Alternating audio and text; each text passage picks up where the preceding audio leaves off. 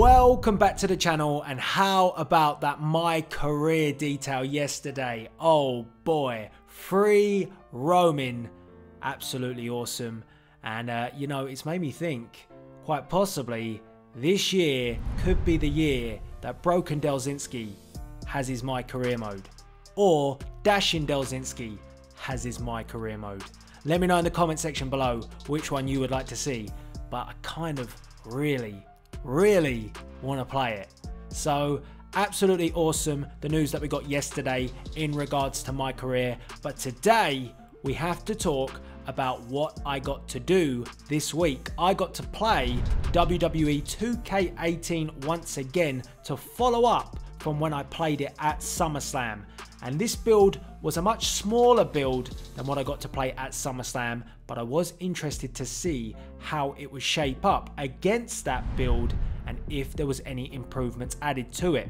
So a huge shout out to 2K first and foremost for hooking me up and allowing me to attend this event to play the game. It was only 1v1, that was all that was available, nothing else. So it's not like SummerSlam where I had things like the Elimination Chamber and the Royal Rumble. I only had access to 1v1. And the players that I could play, well, I had AJ Styles, Baron Corbin, John Cena, Randy Orton, Samoa Joe and Seth Rollins. And first things first, I have to say that the build felt better than the SummerSlam build. That was a positive because the build at SummerSlam was quite buggy. The frame rate was, you know, glitchy at times. This time, playing it once again, absolutely no problem with the frame rate. It moved smooth as anything. And I think that what the reason was for that was that at SummerSlam it was run through a 2K dev kit. But you know, that's just a guess. But something was different and it ran much more smooth this time round. I've also got to say, visually, this is still just as impressive as what I saw at SummerSlam. Now, minus the little bugginess, visually I said at SummerSlam this game was epic. It still is. And I will reiterate that the B-roll that was released after SummerSlam, which I uploaded to my channel, did the game no favours. It did not showcase how visually impressive this game is. Once again, playing it this time round, I was very impressed and very happy with the visuals. It wasn't like the B-roll. So obviously I only played this game in 1v1, so it's quite limited what I could take away, and we only had limited time. We had around about an hour. So this is what I took away from the 2K event, where I got to play WWE 2K18 1v1. No more 5-star ratings. And what I mean by that is when you play one player versus the CPU, at the end of that match, when you would gain a victory in WWE 2K17, your 5-star rating would appear on the screen. Now visually, that's not exactly great, because if you're doing something like a universe mode or creating something where you want it to look like a show, those stars kind of ruin everything and you have to crop them out. Now those stars were gone. I didn't turn anything off to do that. I didn't change any settings. They were just gone. So I don't know if they're going to get added later on in a future build, you know, the final build for the game, but they weren't there in this build. So I think that's good for any creator out there that's worried that visually they're going to have issues again with certain graphics being on the screen that they don't want. And just to clarify as well, I did go through the settings that I could to turn off, you know, things like the meter bar at the bottom. I went through and tried to turn off as much as I could to replicate how I record universe mode, and you see that I pretty much don't have any indicators on. Could turn off the majority, and it was almost like I had it how I have in WWE 2K17. The only thing that I couldn't work out how to turn off, but again didn't have access to all the menus, was I couldn't hide from the carry system, the actual button where you try and reverse it. So maybe that's a permanent thing, but also I couldn't navigate around enough to find that out. I was only looking at that from the in-game menu when playing 1v1, so quite limited as such. So you might be able to turn off even more things to give you that real life experience. Next up, a few animation changes. I noticed that John Cena has got new trainers. Just for anyone that cares, I like trainers, so I spotted that. But the animation was all about the comeback sequence for John Cena. So just before he hits the 5-knuckle shuffle, and of course leads to the AA, game over, the actual comeback sequence for John Cena is much more smooth. Again, it's been reshot, so it's slowed down, and it just looks better. It looks real. The one in WWE 2K18 moves too quickly, and it kind of also results in a bit of glitching, a bit of bugging from the comeback. And comebacks were like that in WWE 2K18. They were very fast, like almost sped up, too quick at times. This time around, from what I saw from the John Cena comeback, it feels like it's going at normal match pace, so that's excellent to see. In addition to that, another improvement for an animation is the AJ Styles Clash. It's actually AJ Styles Clash. So when he hits it and he rolls him over for the pin, he actually does the Styles pin where he pushes the legs forward. Unlike what we got in WWE 2K18, which you can see right here, that is just a generic version of the Styles Clash. Nothing specific to AJ. So really good to see that 2K have fine-tuned certain comebacks. In fact, they may have fine-tuned them all, I don't know. And also the fact that they fine-tuned finishes. So, and it kind of follows on from what they said about My Career.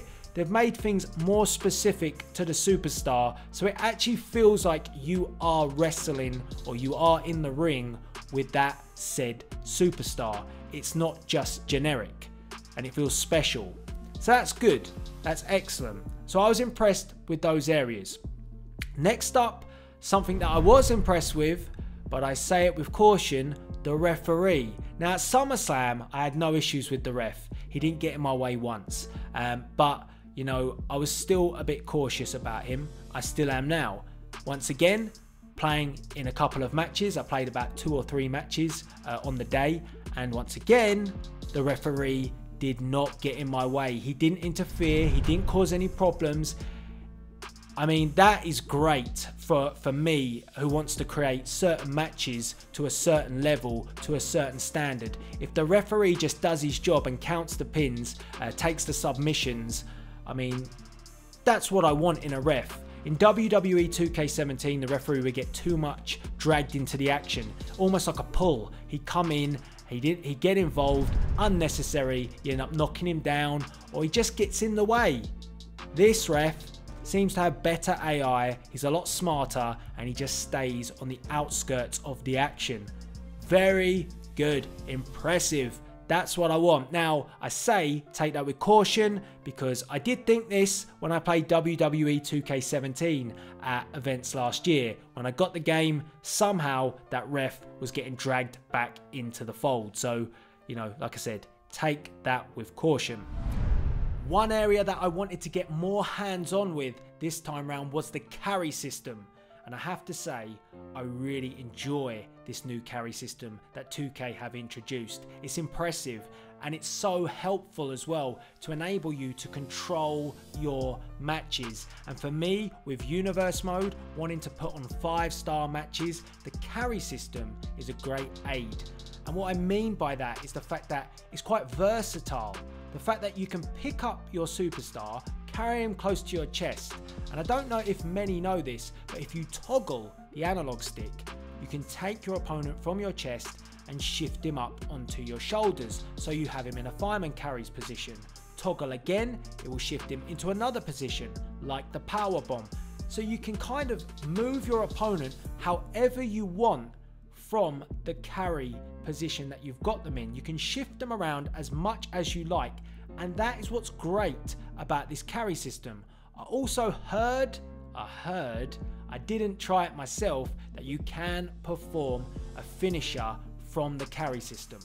So if you do have them up in a carry hold, you've got them locked there, and you do have a finisher, for example, you could hit them with the AA. That's what I heard, but I don't know because I never tried it. But I love this because for me, in universe mode, and I want to make sure that my matches are solid, this gives me great variation, and it also allows me to pull back the control. Let's say I'm playing against the CPU and he's kind of, you know, about to spoil the match. Well, I'm going to get him in the carry system, and that will fix that. That will take me some time, and it gives me a breather to ensure that he doesn't screw my match. Last but not least, and this is the final area, and I have to cover everything, so you know, a lot of what I've said has been positive, and this is positive, but there is a slight negative in it, is the stage where the announce table is for Monday Night Raw. Now, at SummerSlam, me and Smack Talks tried our best to break that table, but we couldn't do it with an oh my god moment. Now, me and my brother at this event did break that announce table, and it looks good. It looks good the way that you set it up. You know, you kick the monitors out of the announce table and all of that. But when we tried it twice, and I've got to give you feedback on how that went. Now, first time round we tried with Randy Orton, and he was going to go for the RKO, oh my god. It's the same way as you do it in WWE 2K18 to activate the oh my god. One finisher, and on top of that you hold R1 and triangle to perform the move. But it felt like it took quite a while to activate the oh my god. So, you know, it's on finisher and then it's like, oh no, you can use the oh my god. And that took a little while. So I had full stamina, so it should have automatically known that, but it didn't. But then when we went to perform the move, and this is what I wanted to talk about. Now Randy Orton gets him on the table, goes for the RKO, the table breaks, and I'm thinking it's going to look epic. But what happened was Randy Orton and his opponent shift over to the right, so they just end up on the stage. So there is a bug there. Now I thought it could just be on the RKO, so I tried it once again, this time with Baron Corbin, using the choke slam that you see right here that Baron Corbin would go for. The only difference is again how the table is positioned. For this move to be done in WWE 2K18 on that announce table on the stage, you have to do it from the side. So this time we did it with Baron Corbin. Same move that you're seeing now, just to the side. Now Corbin takes up his opponent goes through the table doesn't break. Now the table doesn't break, but the opponent goes through the table. He almost just disappears. So there's something not right about that table that's up on the stage for the announce team for Monday Night Raw. And I did mention that to 2K, and they reassured me that this is not the final build and something like that would have been addressed. So I just had to put that out there. But if they do get that fixed, these oh my god moments look great up there on the announce position for Monday Night Raw. It looks really good up on the stage. So yeah, a positive with a slight negative. But that is absolutely everything that I got to do. I mean, like I said, had limited time and a small build, but I wanted to give you guys feedback on what I got to play. So if you've got any questions for me, let me know in the comment section below. You can also follow me on Twitter at Delzinski. Fire questions at me there. Also, you want to stay up to date with me in terms of any trips that I go on, you're best to follow me on Instagram at Delzinski, and there are going to be some trips coming up soon, so make sure you stay locked on to that. And last but not least, why don't you go and check out delzinski.com, because that is going to be the hub for WWE 2K18 Universe Mode, and you need to catch Universe Mode this week because we're doing something different and it's pretty damn special. So make sure you go and check that out. Check out my poster as well, which has been produced for the WWE Battleground pay-per-view that is coming for Universe Mode, the final pay-per-view for WWE 2K17 to send us into the new era of WWE 2K18 Universe Mode. It's all coming. Plenty of content. All that's left to be said is please rate, comment, and subscribe. I hope you enjoyed this video. This is Delzinski signing out.